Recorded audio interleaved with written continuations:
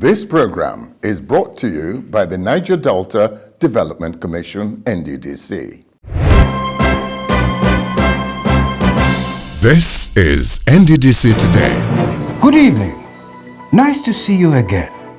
It's been a while for me on the program. Anchoring with me tonight is Adaobi, who you also saw last week. Good evening, Adaobi. Good evening, viewers. Good evening, Tokumbo, and how are you doing? I'm doing fine, thank you. Now, last week, the NDDC rounded off a 3-day strategic capacity building workshop retreat for directors of the Commission. The retreat, which theme was titled Collaborations, Planning and Re-strategizing for a Better Niger Delta, was a huge success, as far-reaching decisions and activities that will better the lot of the NDDC in its quest to transform the Niger Delta unfolded at the event. This is NDDC Today. I am Tokumbo Uyonide.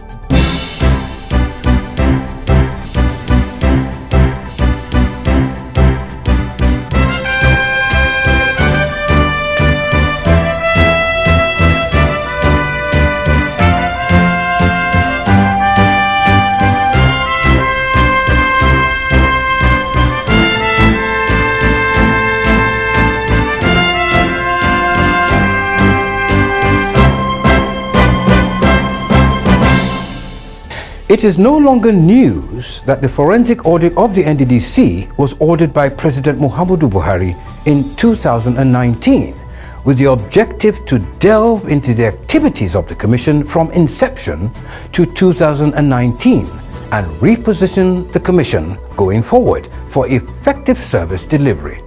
Auditors were appointed to carry out the exercise, and since that appointment, major strides have been recorded in their assignment. And this was further advanced last week during the 3-day retreat of the Commission in Akwa Ibom, when the Minister of Niger Delta Affairs, Senator Godswill Akpabio, flagged off the physical verification phase of the exercise. Senator Akpabio said the 16 field auditors will henceforth begin to identify and verify the projects across the Niger Delta region. The minister wondered why some people have continued to peddle rumors that the forensic audit had derailed, saying the detractors falsely claim that the forensic audit was being used as a ploy to continue with the NDDC interim administration. Akpabio said that it is the position of President Muhammadu Buhari that for the NDDC to have a properly constituted board, a proper scrutiny of its past should be done to know what has happened to the Commission since inception. And you need to know the checkered history of the forensic audit. It's in public domain. There is no system they've not used to try to stop this. But it has not worked. And for that, I must salute the doggedness of Mr. President. Senator Akpabio observed that budgetary delays of the NDDC affected the progress of the forensic exercise. This prompted the president to intervene to save the situation. When the Bureau of Public Procurement brought out the list of the approved and qualified forensic field auditors, it didn't take a month before they received a letter from the National Assembly that the budget had expired, and therefore the approval should also expire. And so they wrote to me that the approval they gave had been withdrawn because they received a letter that the budget had expired. It was at that stage that Mr. President said that he cannot leave the Niger Delta the way he met it. He cannot leave the NDDC the way he met it. So he took it upon himself to pay for this forensic audit from his own budget, the budget of Mr. President in the presidency. The minister said the security component of the audit exercise was very important because of the safety issues in the Niger Delta region, stating that the audit exercise commenced from the NDDC headquarters while security arrangements were being firmed up. He further stated that the field visit is the next step in the exercise, after which the auditors will go to the offices to produce the report. Stressed that the physical verification was a very serious exercise because the results of the exercise may lead to the prosecution of affected contractors, some of whom he says have abandoned their contracts without completing them. I don't want people to have diarrhea. All I wanted you to do, which is what some of you have done, is to go back to site with the monies you collected and then do a proper job. As the field of forensic auditors are coming down, you should be very proud to stand there as a contractor in Powani, in Patani, in Bayelsa. Go to anywhere in Akwa Ibom and then point and say, this is the rule. I even did more than the money I collected. Also speaking, the Permanent Secretary of the Ministry of Niger Delta Affairs, Dr. Babayo Ardo, said the flag off of the physical verification phase of the forensic audit marks a milestone in the quest to reposition the NDDC for effective service delivery to the people of the Niger Delta region. In his speech, the NDDC Interim Administrator, Mr. Effiong Akwa, emphasized that the forensic audit was a serious and deliberate exercise which made it necessary for the physical inspection of over 12,000 project sites in the 9 states of the Niger Delta region. He said that wherever these projects are located in the region, the committee has been mandated to visit them, noting that they have the capacity to move around and ensure the verification is done properly. Akwa added that a formidable security team had been put together to escort the committee members and ensure their security. This is a flag-off ceremony to announce formally the commencement of site inspection physical visit to site, project sites in the Niger Delta. Whatever the terrain, whatever the difficulties, we are ready to surmount. These group of persons that you have seen here, in their group you have the naval officers, you have the military officers, you have the civil defense, you have the police, meaning that they are ready to go into the water, into the nooks and crannies of the Niger Delta. Wherever the projects, the over 12,000 projects are littered and located, these men have the capacity to go there and very physically to ensure that their job is being done without fear, without favor, without affection, without ill will. Speaking at the occasion, the lead forensic auditor, Mr. Joshua Bashiru, observed that President Buhari ordered the forensic audit of the commission in 2019 as a result of the huge gap noted between resources invested and the infrastructural, human, and economic development recorded by the commission. The lead forensic auditor said that despite some challenges they encountered during the first phase of documentation and data extraction, they were able to make appreciable progress in line with the forensic audit terms of reference. We have been able to make appreciable progress in line with the forensic audit terms of reference, and as such, the examination and documentation of a total 12,124 contracts for projects and programs awarded to contractors or consultants in all the Niger Delta states so far, and the value at which these were contracted had been reviewed. The name and the identity of all the beneficiary companies were also captured as well, which is about 3,000 projects over and above the 9,840 contracted for. Bashiru urged the field forensic auditors and their teams to diligently and meticulously render their professional service. We are clear on our mandate in this exercise, and that is to provide security for the forensic auditors in their accommodation and to and from the project sites that will be visited. I want to also appeal to whoever maybe wants to thwart this exercise to please change his or her mind, because such attempt will be met with appropriate response from the security team.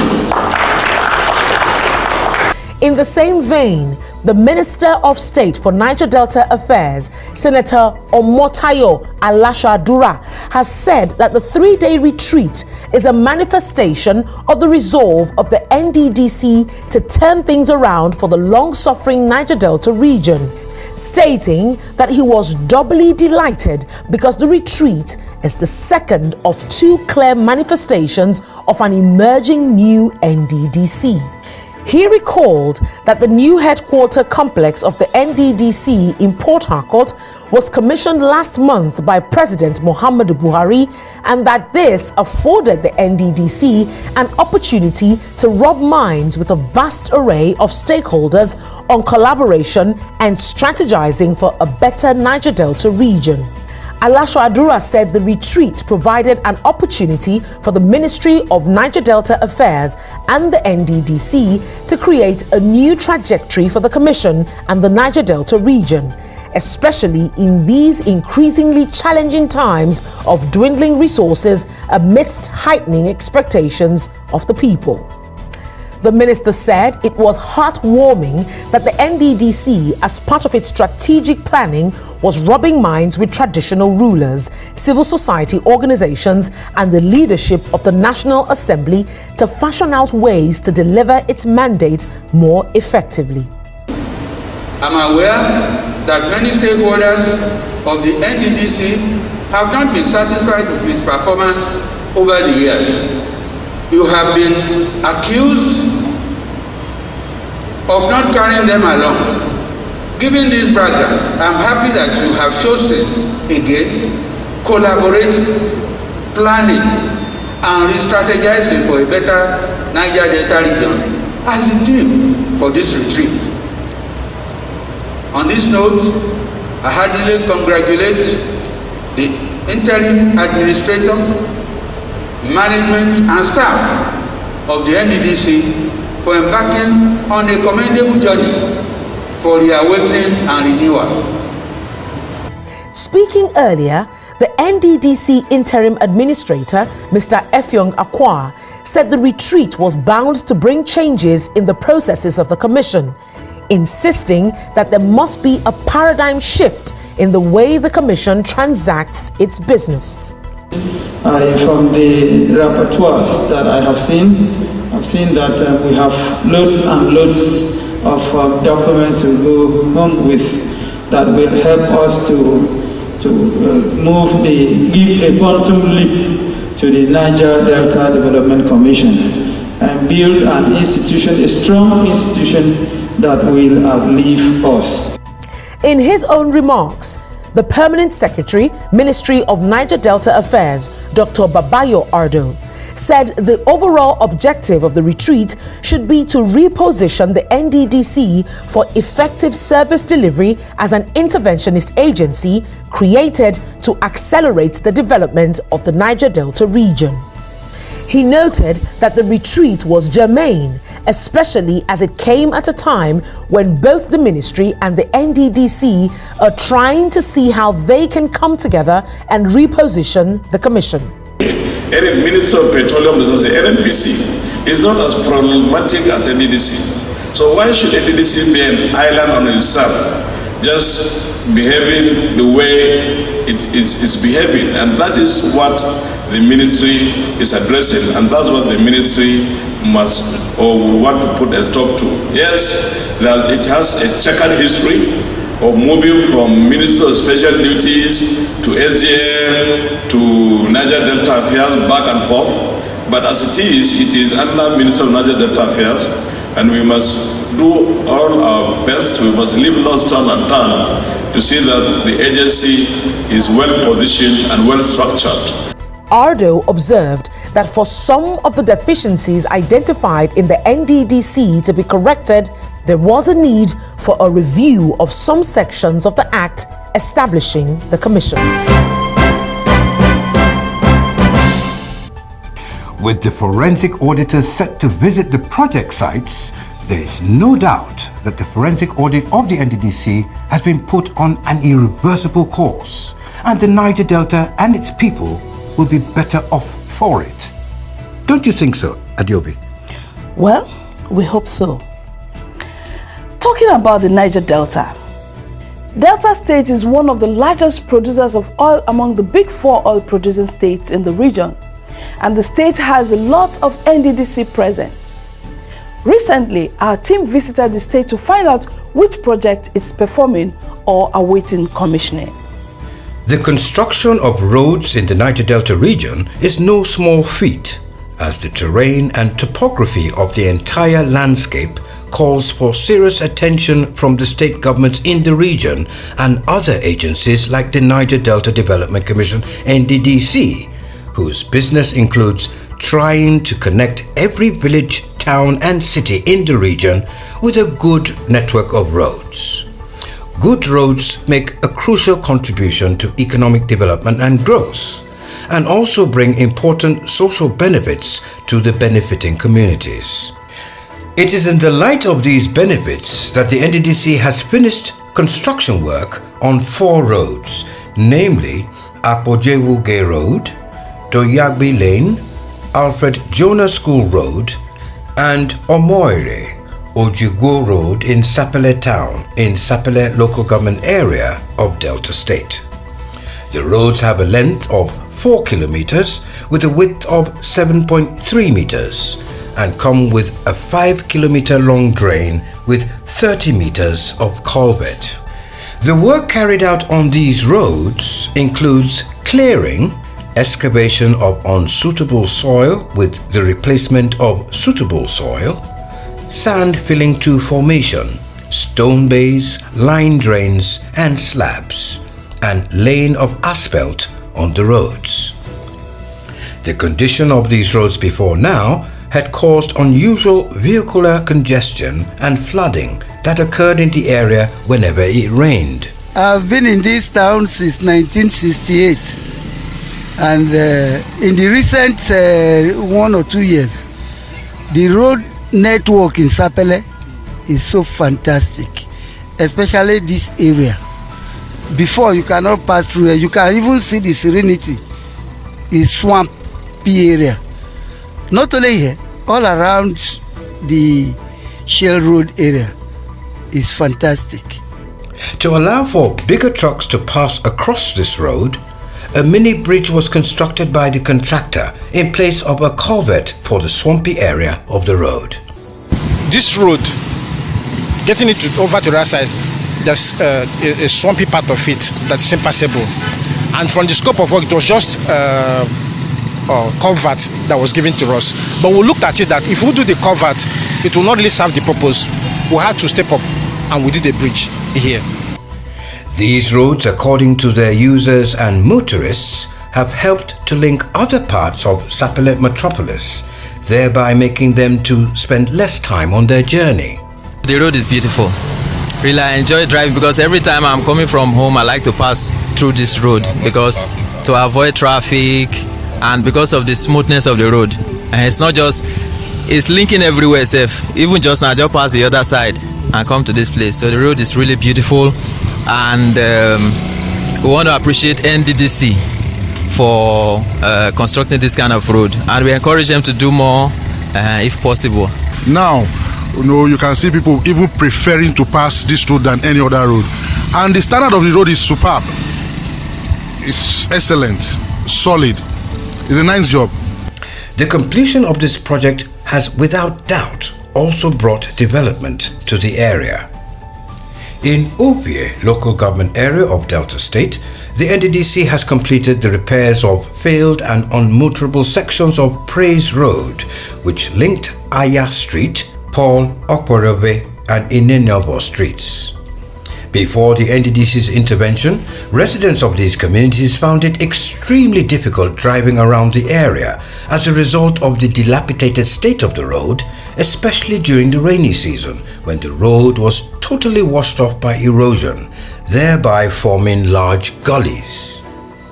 The completed work carried out on this 2-kilometer long road includes asphalting of about 6.7 meters wide, with a drain of 700 meters, culverts of 8 meters, 200 numbers of cover slabs, and 2,350 curbs. Like if you look at my back now, you will see buildings. All these places were like bushes around, because when we were doing clearing, we did a lot of clearing of bushes this area, and some of these areas, some of them were not developing. But the moment we started earthwork, did our stone base. After the stone base, trucks started coming in, like bringing in sand, cement, and block. So we're like telling them to slow down, because they were actually causing traffic when we were walking. But from my observation, it brought a lot of development, because you can see new buildings, like 60% of new buildings already in the community now. So I think it brought development into the community. Still in Delta State, the NDDC has carried out repair works on the failed and unmotorable sections of the Okwagbe, Okwemo, Ayakoromo Road linking two local government areas of Ugeli South and Burutu local government area. The project is constructed in 3 phases, with the first phase starting from Okwagbe to Ekwemo community. The second phase runs from Ekwemo and ends up at Egbo Ode community. Both phases 1 and 2 are in Ugeli South local government area, and the third and final phase linking Egbo Ode to Ayakoromo community is in Burutu local government area. The first phase of this road project is now 100% complete.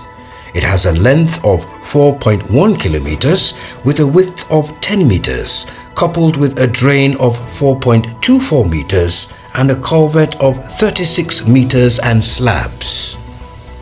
Before the commencement of this project, the benefiting communities lacked good and accessible roads, particularly during the rainy season. Commuting on this completed section of the road, which is a testimony to the commitment of the local contractor to NDDC's objective of delivering quality projects to the people, now provides a pleasant driving experience for road users and indigents. Since when I born in 1979, when I was born, till today I never see any tie road. But where this road started, is somebody like me is the one who happy pass. It is expected that the provision of the road will bring about the much needed development to other neighboring communities in the local government area. The ongoing phases 2 and 3 of the Okwagwe, Okwemo, Ayakoromo Road project is roughly at 35% and 5% stages of completion respectively. In Warri South local government area, the NDDC has constructed the 7th Street Delta Development Property Authority Housing Estate Road all the way to Numa Street in Bazunu area of Warri. The 2.5 kilometer long road with a width of 7.3 meters and comes with a drain which is also 2.5 kilometers long is now complete. Before now, the estate was inaccessible because of the swampy nature of the road. The road project has been extended to connect several roads in the area, including the Ate Road 5th Street, Odibo Extension Street, Ereku Street, Church of God Mission Road, and Ebo Link Road. Residents and business owners in these neighborhoods are now heaving a sigh of relief due to the NDDC's intervention. The road is okay now. It was in a very bad state before now, and it's making my business so difficult for me before this very period. But after the dualization, the business you can see now is booming very well because people can access it easily now. The impact this road has had on this meat market in the area cannot be overemphasized. The Niger Delta Development Commission has, even with its limited resources, attempted some signature projects that will stand the test of time in Delta State. The Commission is constructing the Obiaruku, Umukwata Ugume Road in Ukwani local government area of the state to help improve the security situation and facilitate the rapid development of many communities such as Ogume, Eziokpo, Obiaruku, Umukwata and Amai, which this road transverses. The road is a 25-kilometer long project with a width of 7.3 meters, of which 11 kilometers of the total length has been asphalted, and 4.5 kilometers of drains constructed. 11 numbers of culverts have been constructed on the asphalted section. The project is now about 30% complete, and the positive impact its completion will have on the adjoining communities when ready can only be best imagined. Instead of following through from Ogume to Amai, turn to Obiaruku, this from Ogume down to Omokwata to Obiaruku is shorter and is the fastest route. I believe if the road is complete, it will be the best road so far we have in this area. There is no doubt that the feeling of gratitude for NDDC's interventions in these communities is palpable. The feeling of gratitude expressed by these people is also replicated across several communities of the Niger Delta, where NDDC has continued to impact on the lives of the people. We shall be here every week to bring you many of such projects and interventions by the NDDC. Tokumbo, these are very hopeful times, don't you think so? I agree with you totally. It is on that note we come to the end of the program today. From me and Tokumbo, it's good night. See you next week.